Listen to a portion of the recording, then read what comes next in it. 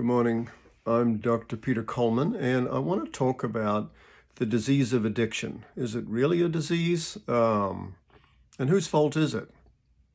Because there's a lot of misperception out there in the community, and everybody has some mixed feelings about it, like it's got to be people's fault because they're taking drugs, right? And it's a choice. And it doesn't look like a disease at all. When I give a talk to people, jails or in hospitals, nurses and stuff, and I ask, who thinks this is a disease? Pretty much everybody raises their hand and says, yes, I believe it. But the truth is most places don't treat it like a disease. We blame people for it. If you look at jails, you've got something like 70% of the population who are in jail because of the consequences of having the disease. They were either arrested for selling it or for having it or for stealing to get it or other consequences of it, DUIs and all sorts of stuff. So we lock them up. And if somebody had a coma, from diabetes and they fell asleep at the wheel, we had an accident, they would certainly not lock them up for that. They would get them to the hospital to treat their diabetes, their coma from that. And if they did it again, they would say, the doctors, everybody would say, well, gee, you really need to take care of your diabetes better. Let's get you to a specialist. But with alcoholism, someone does that, we lock them up. And if they do it again, we take their license away. And if we do it a third time, they maybe never get their license. They stay in jail. So, and even at a hospital, there's something like 20 to 40% of all the patients in a hospital are there because of the consequences of addiction. Their liver disease, their accidents, falls, burns, cirrhosis, pneumonias, brain damage, dementia, all sorts of stuff that's a consequence of their disease. If they didn't have the disease, they would have not been in the hospital. And what do? They get their problems patched up, and at best they get a consult and told not to do it again. Sometimes they get referred for treatment, but generally in society we don't treat this as a disease. So that's just interesting.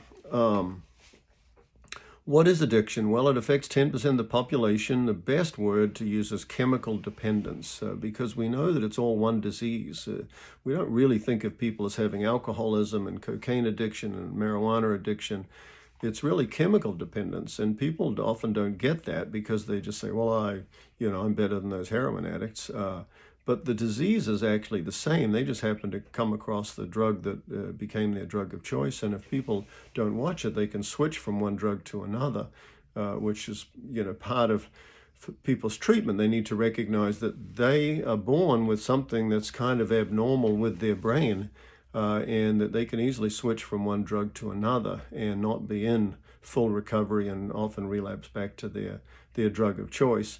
So we know that the best word is chemical dependency, and it affects 10% of the population, and that seems to be true in all the countries of the world, in all socioeconomic strata, racial groups, ethnic groups, whatever. About 10% of the population are affected by it, actually having the disease. Of course, another 20, 30% are affected by it by being family members or associates. So it's another whole issue. And so what causes this? It looks like it's a choice. It looks like people's personality. But what research has shown is that it is mostly a genetic, physical brain disease.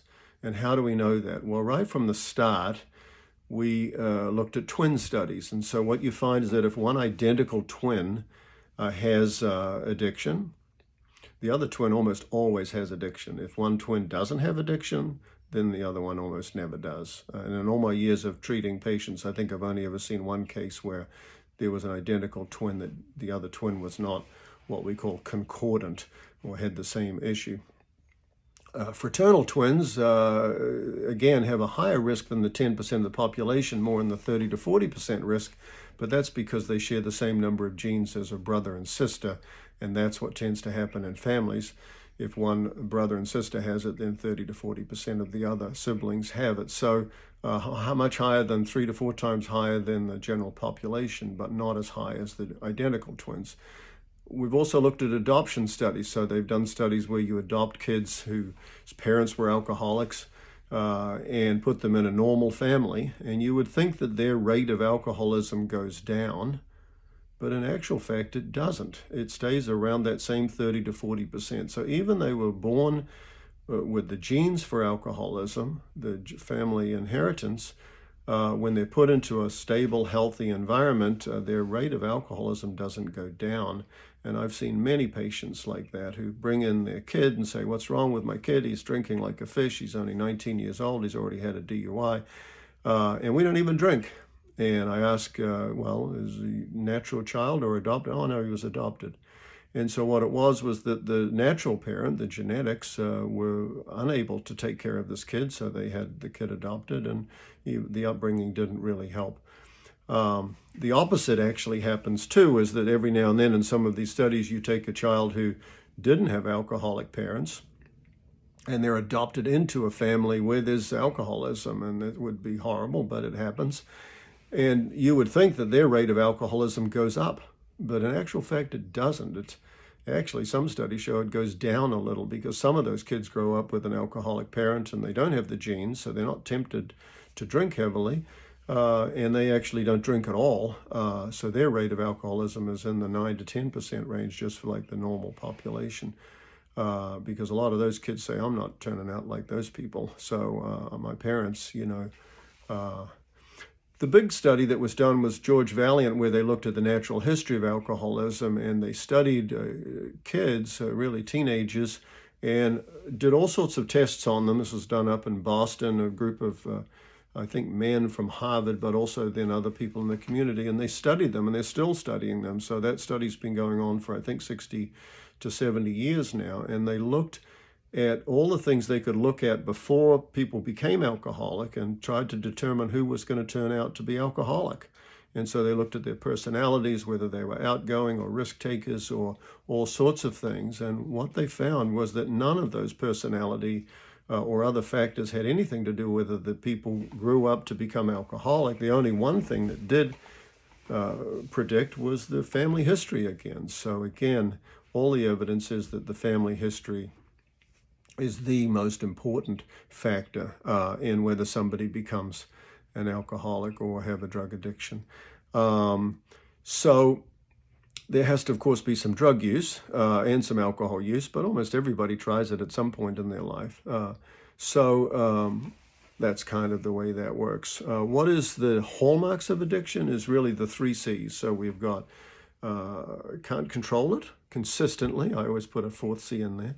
So there are cravings, lack of consistent control, and consequences. So the way we define people, and when I see people as a consult in the office, I see whether there are cravings, which, it's a vague sort of thing, but I see whether they've been able to consistently control it. So I ask whether there's been, attempts at cutting back or attempts at stopping altogether, and were those successful. And social drinkers, the 90% of people who don't have an alcohol or drug problem, they have no problem with that.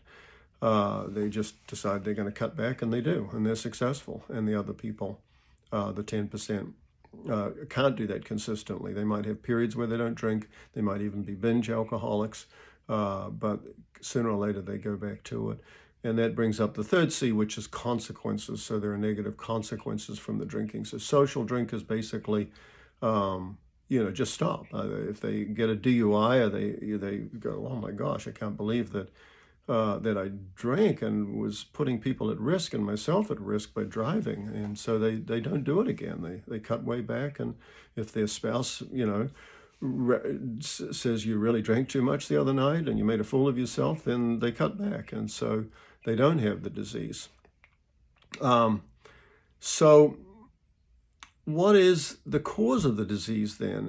And the medical research has become clearer and clearer that it's an abnormality of the pleasure center in the brain. So the 2 parts of the brain that we need to be thinking about one is the frontal lobes up here, where we make decisions, the executive center, some people call it, where we decide, I think I'll put on a black shirt today, or I'll do this or that. And the primitive part of the brain, which gives us cravings, and sometimes we call it the pleasure center, and it's full of the molecule dopamine. And dopamine is the pleasure molecule. It's also got other functions as well. But those are the two important parts when we're trying to think about the disease of addiction. And why would we have a dopamine system, a pleasure center in the middle of our brain? And when I ask patients that, or ask people when I give a talk, they say, oh, so we'll be happy, so we'll learn how to be happy. And it's a good answer, but it's not correct. The reason we have that is for survival. So we feel that intense dopamine rush, that intense dopamine spike, if you will, when we have food and sex. Basically, that's it. Those two things give us incredible cravings, and they're absolutely essential for our species to survive. Those cravings are so good, in fact, that we have close to 9 billion people on the planet, so clearly the sex drive is strong and alive. And now that we have such a wealthy society and access to food, we have 40% overweight because that craving for food is also incredibly strong. All addictive drugs release more dopamine in the pleasure center, in the nucleus accumbens, ventral tegmental area, different names for it, but I like calling it the pleasure center. All addictive drugs release more dopamine in the pleasure center than our brain was ever meant to get. That's why we love them. That's why they feel so good. That's why alcohol is $100 billion or more industry, because people like the dopamine rush. They like that feeling. And that's at the heart of addiction. So addictive drugs release more dopamine than these very primitive cravings that we have for food and sex. In fact, if you look at patients who are on a cocaine binge or alcohol, they often will stop eating. They will often forget to eat. They won't be having much sex after a while because these drugs take over and they provide more dopamine than we were meant to get for those natural rewards, those natural things to keep our species alive. The amazing thing is that 90% of the population get that dopamine spike, they get that dopamine rush, and they go, wow, that was fun. I might do it again sometime. I might have another glass of wine with dinner. It was kind of fun. But they don't go crazy for it. They can take it or leave it, and usually they leave it. In fact, 50-odd% of the population don't drink, and another 20-30% have 1 or 2 glasses of wine a month, and another 10% have a bit more, and that's the 10% that are drinking a lot. So most people can take it or leave it, but 10% of the population take it and take it. They keep going even when there's negative consequences, even when there's messages up here that they shouldn't. So what's that about? What happens when people get that dopamine spike is it sends messages to the frontal lobe, the decision, wow, I love that. And for the patients who get that dopamine spike and have the genetic vulnerability, they tend to get stronger messages that this is great. It's what we call salience. They love that feeling and they go, I love that. I'm going to do that again. I'm going to control it. I'm not stupid. I don't want to get in trouble, but I sure like that feeling and I sure want to do it again. And I might have to stop drinking spirits, but I'll keep drinking beer, or I might, whatever. And that's what addiction is. It's keeping on going even though there are messages saying this really isn't good for you. So why would people do that? Well, it turns out that there's some genetics. Most likely people are born with a slight deficiency of their dopamine system. So the way I like to conceive of it is that they're born with an abnormality of this reward system in their brain with dopamine. And the best way to think of it is they're born with a slight deficiency in the dopamine levels. And so when they get a dopamine spike, it really does a thing for them. They love it. And they say, I'm going to totally, do that again. You'll hear patients in AA or in support groups who say, wow, when I had that drink, it just felt like it was a key fitting in a lock that was just like, I felt normal. I felt like it was the answer to what I was looking for. And so some patients, the bottom line is, are born with an abnormality of that reward system. And when they get the dopamine spike, it sends messages to their frontal lobes. I love this. I want to keep doing it. I'll keep doing it even if there's a few little consequences, but I'll sure try to manage that. I'm not stupid, and I'll keep doing it. And that's what addiction is. Addiction is that obsession, that thinking about it all the time, that determination that I'm going to keep going. I'll cut back. I'll do whatever I needed to get out of trouble, but I sure don't want to stop. And that's really what addiction is. So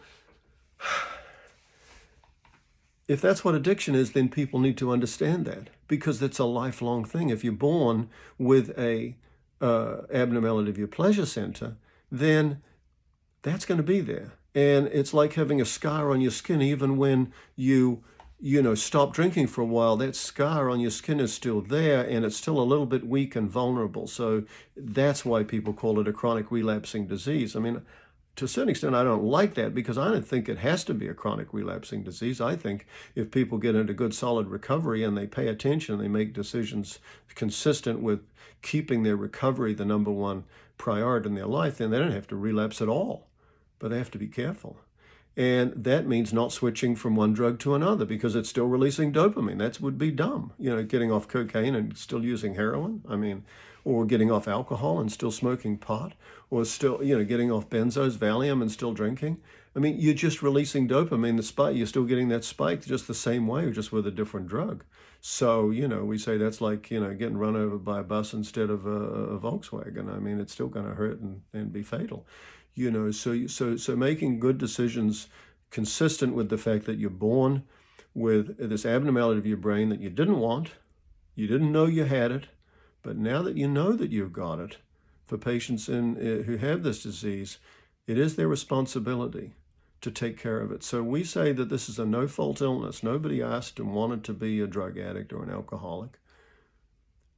Nobody chose that. In fact, many people ran away from it because the genetics meant that their parents were alcoholics. And so they were like, oh, there's a book called It Will Never Happen to Me, because that's the number one thing adult children of alcoholics say in therapy. But it does happen because they try it, and it does that thing to their brain, and they like it, and they keep going. And so it's not their fault that they have it.